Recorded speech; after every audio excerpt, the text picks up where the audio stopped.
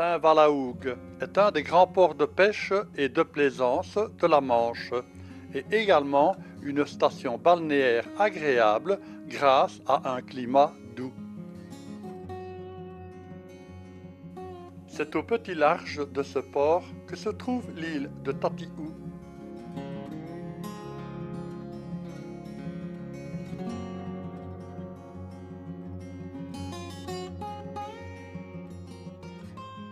Pour les amoureux de la nature, l'île de Tatiou est un lieu exceptionnel dans l'enceinte de l'ancien lazaret créé en 1721 pour combattre les épidémies.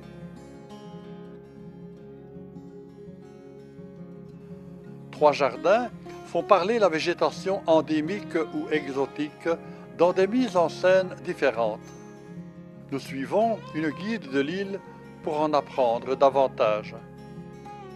Aujourd'hui, on est aux 30 ans de l'ouverture du site culturel, de l'ouverture au public. Et donc, il y a un grand projet de renouvellement dont les jardins ils font aussi partie. Il y a des parcours visiteurs qui s'installent pour permettre au public de visiter en autonomie.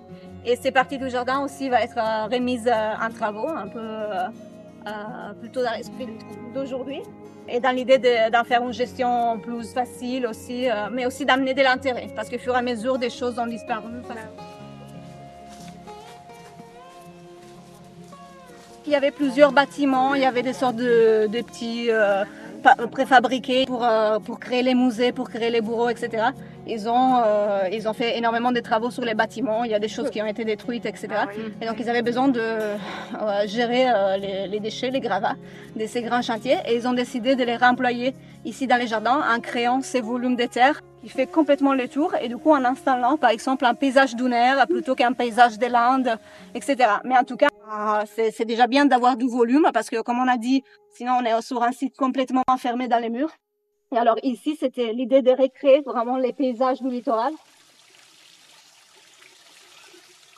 Et donc là, par exemple, ils ont construit ces cascades. Alors qu'il y avait seulement un bassin, c'était plutôt une zone humide. Et donc on va reconstruire ça, mais de façon avec des blocs posés, enfin pas bétonnés en escalier, mais posés plus naturellement.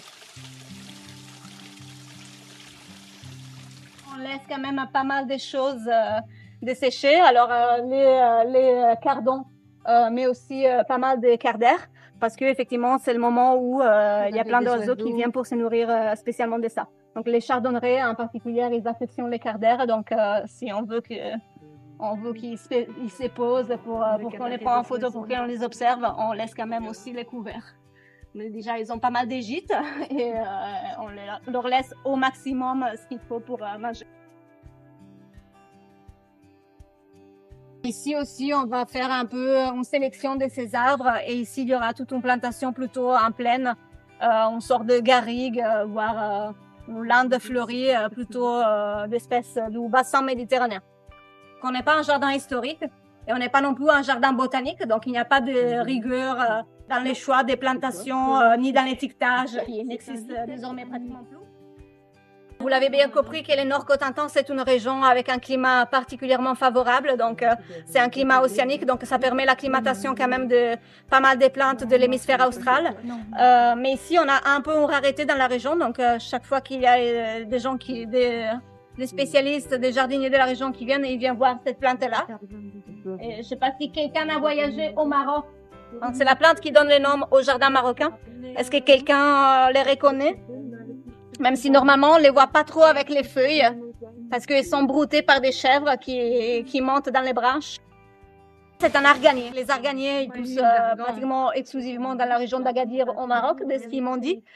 Et là, l'avoir ici, dans le nord Normandie, c'est déjà assez exceptionnel. Alors, il est planté au pied du mur, hein, exposé sud toujours. Donc, sûrement, il lui renvoie de la chaleur. Il est un peu protégé par les palmiers à son pied. Mais c'est vrai que c'est un peu la plante rare qu'on met en avant pour parler un peu de ces microclimats qu'on peut avoir ici.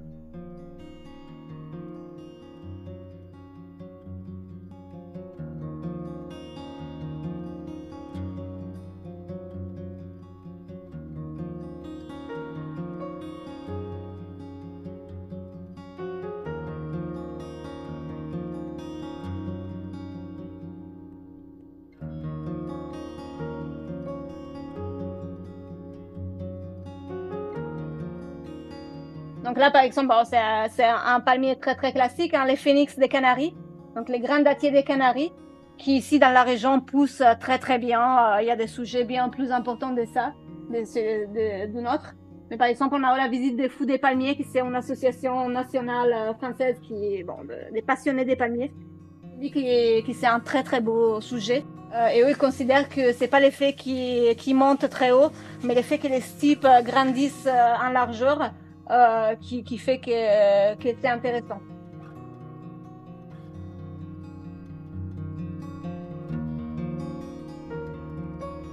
Et c'est les palmiers de Guadeloupe. Mais alors, ce n'est pas la Guadeloupe française, mais une autre île qui s'appelle Guadeloupe, qui est dans le golfe de Californie. Donc, elle est mexicaine, l'île. Et quand on la regarde, en fait, ici, les palmiers, alors déjà, c'est incroyable, on voit la floraison, c'est pas quelque chose qu'on regarde beaucoup sur les palmiers, on recherche beaucoup sur les palmiers, mais moi, je la trouve assez extraordinaire. On l'imagine un peu dans des forêts de palmiers tropicales, etc. Et quand on va regarder cette île,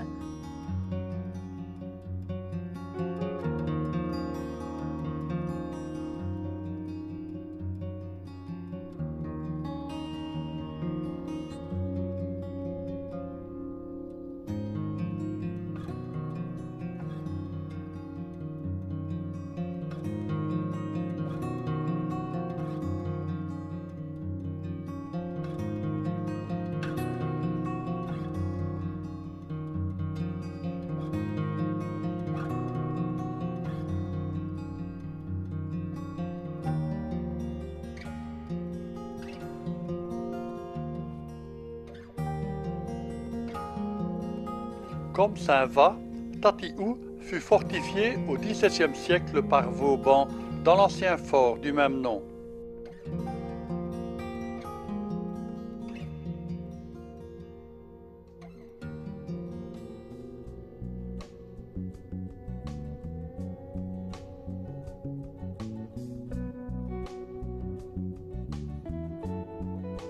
On peut grimper dans la tour et voir du sommet sa jumelle de la Hougue.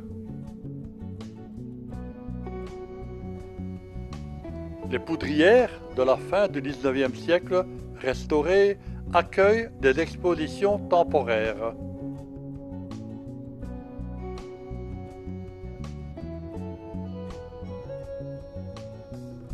Parmi ces nombreux atouts, Saint-Va est également un centre ostréicole renommé. La pêche à pied se pratique sur à peu près toutes les plages et grèves, à marée descendante et basse.